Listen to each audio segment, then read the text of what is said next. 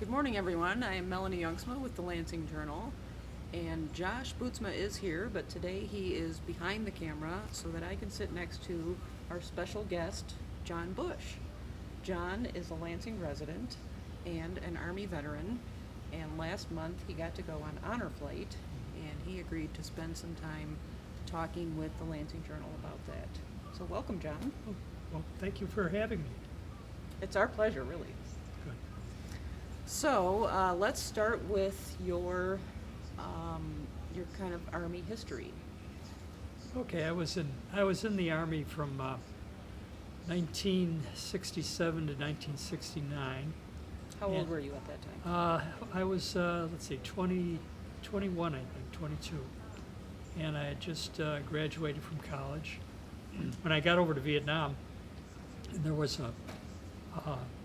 an officer walking around looking for people to be something called scout dog handlers. Oh, And I kind of liked dogs. I didn't know too much about dogs, and they explained to me that these were the people that went out with the infantry patrols and walked in front of the patrols with the dog, and the idea was that the dog was trained to alert on any enemy activity out there. so now what'd you say, 21, 22? Right. And did you know much about what was going on in the world? Did you? Well, I knew about the Vietnam War, and I knew that there were two sides of the issue at the time. But I just felt it was my duty to, support my country. And Was so that controversial at that time? well, already? it wasn't. I don't think it was as controversial as when I came back. After I came back, it seemed to be, to have blossomed into, some sort of a controversial thing. Well, unfortunately, the dog, he had a harness on him, and the harness kind of scraped his forelegs. And these streams over in Vietnam were more like open sores. They were. You can imagine walking through there, and the dog scraped his legs and got an infection.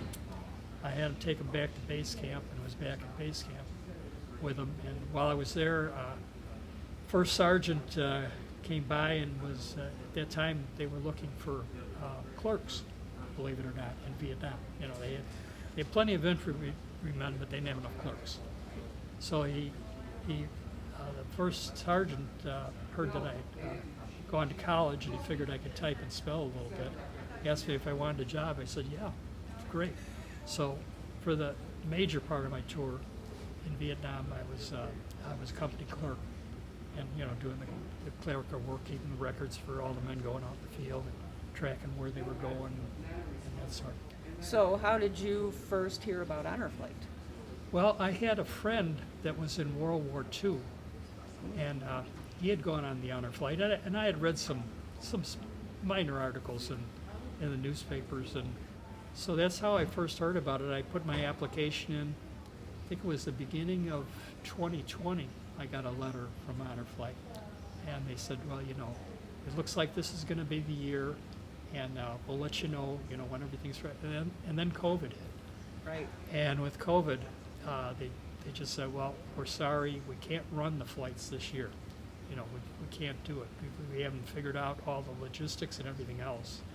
And So how did that feel? You've been waiting for a couple well, of years, you finally get the go-ahead, and then you get...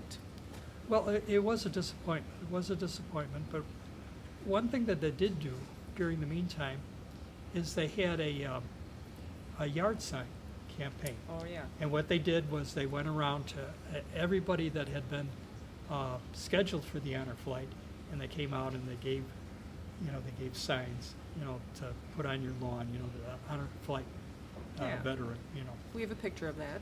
Yeah, yeah.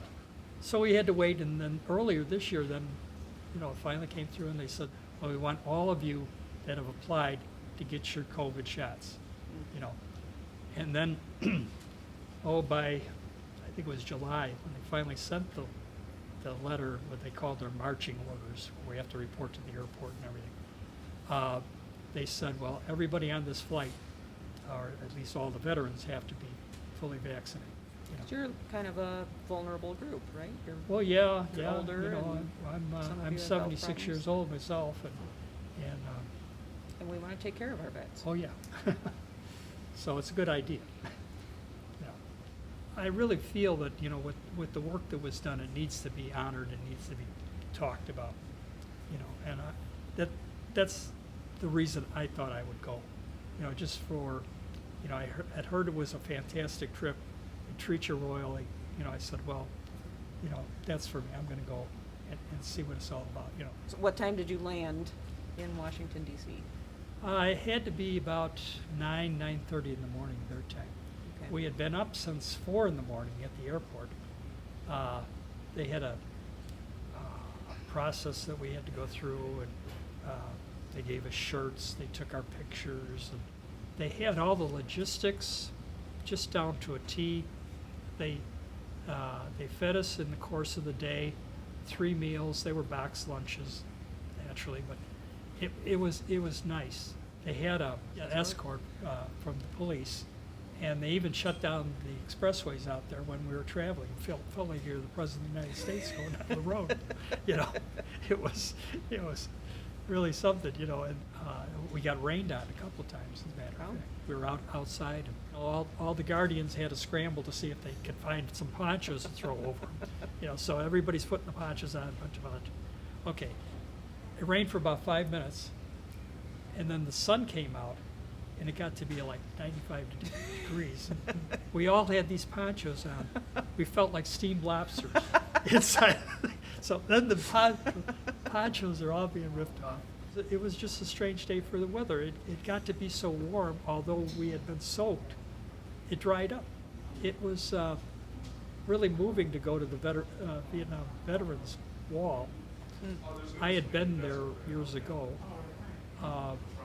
but it was still moving to see, you know, there's still people that come there and make the rubbings of the names that are on the wall, you know, and they have people there from the National Park Service to help you with all that, you know, and, you know, you go and go, wow, you know, this is just, it you know, takes the mind away, you know, Yeah.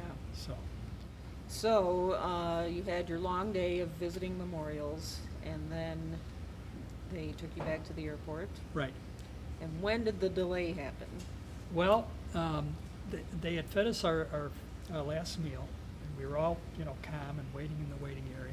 And they came and said, oh, well, unfortunately, the pilot that we have to fly you back, he's run out of flying time hours for some reason or other that they didn't explain. Okay, so we're going to have to fly another pilot in from Chicago.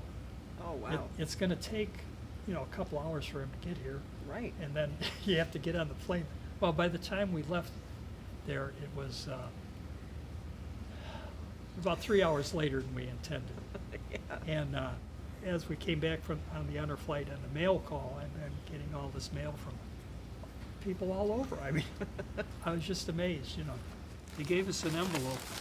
This was part of the envelope on the flight. Got your name on it. That was our mail call, and then we also, oh, here are the stack, the stack of letters that I had in. Was there. that in here? That was all in here, yeah. Okay. Gazillions, gazillions of, you know, Oh. thank you for your freedom. They had kids everywhere. They don't even know where all these schools were, in the western suburbs and whatever. And they all made, you know, Cute. little things to send to the veterans. So that was probably the most surprising thing that I remember of it. So did you get also letters from people that you know? Your Oh yeah, friends family, and- friends, and it was real nice. It was sort of like getting Christmas cards in the middle of August, you know. So they were all in on the secret. Oh yeah, they were all in on the secret. So it was a big surprise, you know. So Well, I want to make sure you know that at 9:30 here in Lansing, there was a small crowd of people ready to welcome you. well, We that's were- what I hear. Yeah. Yeah, we were hoping to get to see you. So we were all in the dark. But Josh and I did go to Sunrise in the hope that, so we didn't even know if you guys were still planning to stop there because, you know, that had been almost a 20-hour day. But we thought we better stop just in case you do Well, my show wife up. got the word, and, you know, she asked me, well, do you want to do this? Well, yeah, if these people are going to come out at this time of night, we got to show up. So you did it for us. Yeah. We were doing it for you. Yeah. You mentioned earlier that when you first came home from your tour of duty back in the 60s, the welcome was a little different. Yeah, it was kind of like there wasn't a welcome. It was just one day you're walking around in the jungle, and the next day you're home, and it's like, oh, well, everything is just back to normal. Yeah, but you know, it was just a strange world for a while. Were people angry with you when you came back? Was there any of that? I didn't have any outright hostility, but like I say, there weren't the welcome parades that you had heard about from World War II and, you know, big celebrations. It's just like, okay, well, you're back. I guess you got to find a job somewhere. And even I had some friends and acquaintances that, you know, were on the other side of the issue and had a hard time with, well, why did you do this or what, you know. But it's time heals things after the years. I think it takes a long time. Is there anything you would like to tell veterans who might be watching this, who have not heard of Honor Flight or who don't think they want to go on Honor Flight?